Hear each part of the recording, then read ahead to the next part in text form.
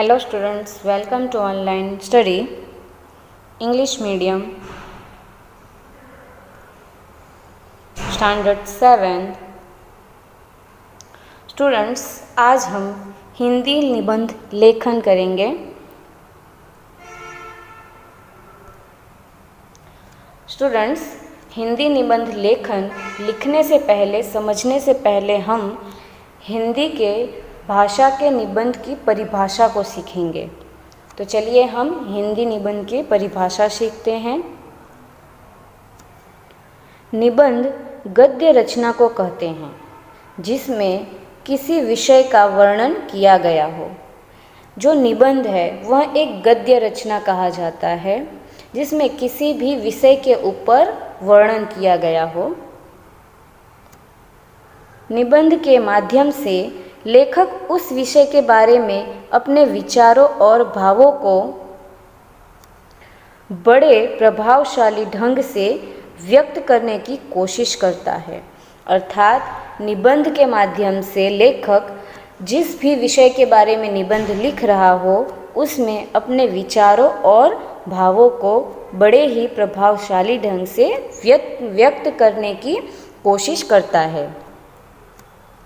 एक श्रेष्ठ, संगठित एवं सुव्यवस्थित निबंध लेखन को विषय का अच्छा ज्ञान होना चाहिए। अर्थात एक श्रेष्ठ और संगठित एवं सुव्यवस्थित निबंध लेखक को हमेशा विषय का अच्छा ज्ञान होना चाहिए। उसकी भाषा पर अच्छी पकड़ होना चाहिए। अर्थात जब भी वह निबंध लिख रहा है तो उसके भाषा पर उसका बहुत ही अच्छा पकड़ होना चाहिए। प्रत्येक व्यक्ति को अपनी अभिव्यक्ति होती है, इसलिए एक ही विषय पर हमें अलग अलग तरीके से लिखे गए निबंध मिलते हैं। अर्थात निबंध अनेकों लोगों ने लिखा हुआ है, इसलिए हर व्यक्ति का अपना अपना एक नज़रिया होता है, अपनी एक विचार शक्ति होती है। तो एक ही विषय पर कितने लोगों ने ही निबंध लिखे होंगे। तो यहाँ पे यह दर्शाया जाता है कि प्रत्येक व्यक्ति अपनी अभिव्यक्ति उसमें दर्शाते हैं, इसलिए एक ही विषय पर हमें अलग अलग तरीक़ों से लिखे गए निबंध मिलते हैं, दिखाई देते हैं। आपने भी कई बार अगर निबंध लिखना शुरू किया होगा तो आपने देखा होगा कि कितने ही लेखक ऐसे हैं एक ही निबंध पर अलग अलग प्रकार के निबंध लिखे हुए होते हैं।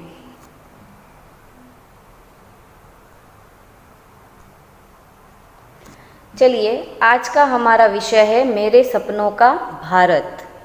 मेरे सपनों का भारत कैसा होना चाहिए, आज उस विषय में हम निबंध लिखेंगे। भारत एक महान देश है।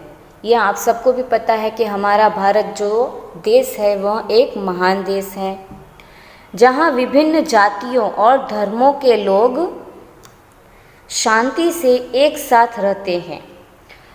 जहाँ पर बहुत सारी जातियों के लोग, धर्मों के लोग एक साथ शांतिपूर्वक रहते हैं।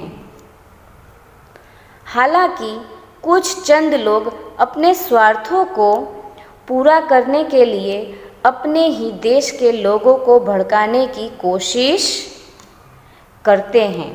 अर्थात यहाँ भारत देश में भी बहुत सारे ऐसे स्वार्थी लोग हैं जो अपने ही देश के लोगों को एक दूसरे के प्रति भड़काने की कोशिश करते रहते हैं, जिससे देश की शांति बिगड़ती है, जिसकी वजह से हमारे जो देश की एकता है, शांति है, वह बिगड़ती है।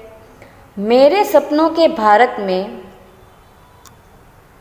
ऐसा कुछ नहीं होना चाहिए और सभी जातीय समूह के लोग एक दूसरे के साथ सही तालमेल बनाकर रखें। अर्थात जो यह मेरे सपनों का भारत है, अर्थात जो लेखक हैं, यह निबंध लिख रहे हैं, उनका कहना है कि यह जो मेरे सपनों का भारत है इसमें ऐसा कुछ नहीं होना चाहिए। यहाँ पर जातीय समूह के लोग एक दूसरे के साथ सही तरह से तालमेल बनाकर रखें।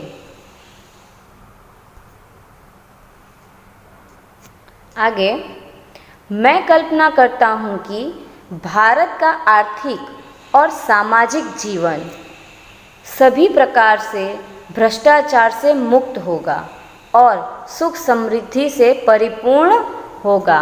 अर्थात लेखक जो हैं वह कल्पना कर रहे हैं कि भारत का जो आर्थिक और सामाजिक जीवन है यह सभी प्रकार से भ्रष्टाचार से मुक्त हो और सुख समृद्धि से परिपूर्ण हो। मैं भारत को ऐसा देश होने का सपना देखता हूँ जहाँ हर कोई पढ़ा लिखा शिक्षित हो, जिससे देश और ऊंचाइयों को छू सके। अर्थात जो लेखक हैं वह भारत के लिए ऐसा सपना देख रहे हैं कि जहाँ हर कोई पढ़ा लिखा हो, शिक्षित हो, जिससे वह देश को और भी ऊंचाइयों तक ले जा सके। हमारे देश के नागरिकों को शिक्षा के महत्व को समझना चाहिए और देश विरोधी गतिविधियों से दूर रहना चाहिए। अर्थात हमारे जो देश के लोग हैं, जो नागरिक हैं, उन्हें शिक्षा के महत्व को समझना चाहिए और यह जो देश विरोधी की भावना एक दूसरे के मन में पनप रही है, ऐसी गतिविधियों से हमेशा दूर रहना चाहिए।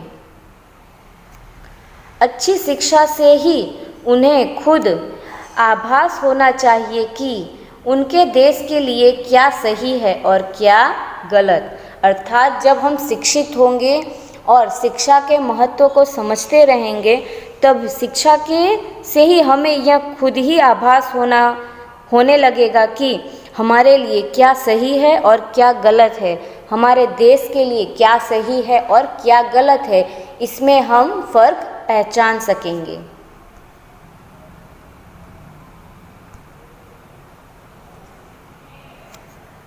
शिक्षा से ही हमारे देश के युवा अपने अपने क्षेत्र में अपने देश का नाम रोशन कर सकते हैं। अर्थात पढ़ाई लिखाई करने से ही जो युवा वर्ग हैं वह अपने अपने क्षेत्र में अपने देश का नाम रोशन कर सकते हैं।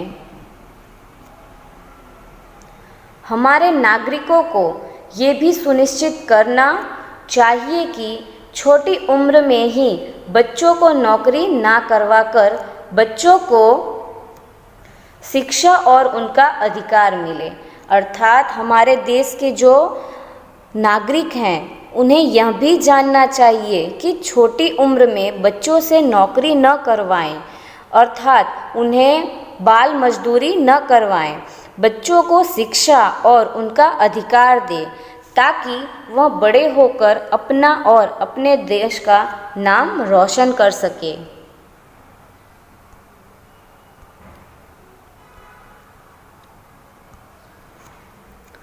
इसी तरह सरकार भी युवाओं को रोजगार के अवसर प्रदान करे ताकि हमारे देश का युवा राष्ट्र के विकास के लिए अपना योगदान दे सके।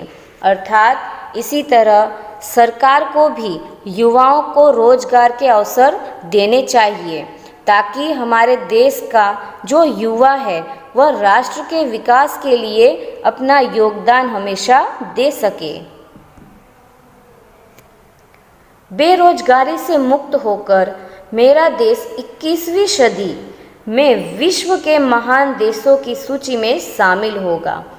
जो लेखक हैं उनका मानना है, उन्होंने भारत को लेके इस तरह से सपना देखा है कि 21वीं सदी में जो हमारा भारत देश है बेरोजगारी से मुक्त होकर विश्व में एक महान देशों में अपनी सूची को शामिल कर सके।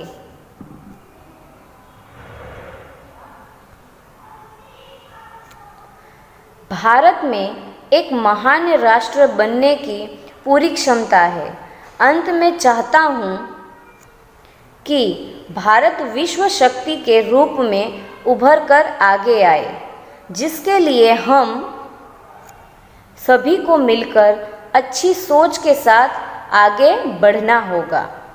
अर्थात भारत में एक महान राष्ट्र बनने की पूरी क्षमता है।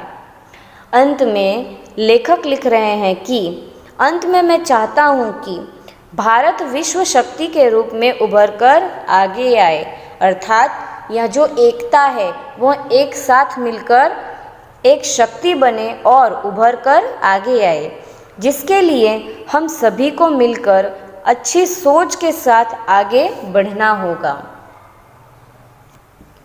जिसके बाद भारत में सुख, चैन, हरियाली, भाईचारा तथा प्रगति के सिवाय और कुछ नहीं दिखेगा। अर्थात जब हम अच्छी सोच के साथ भारत देश में काम करेंगे और देश का नाम रोशन करेंगे, तब भारत में सुख, चैन, हरियाली, भाईचारा तथा प्रगति इसके सिवाय और कुछ भी नहीं दिखेगा।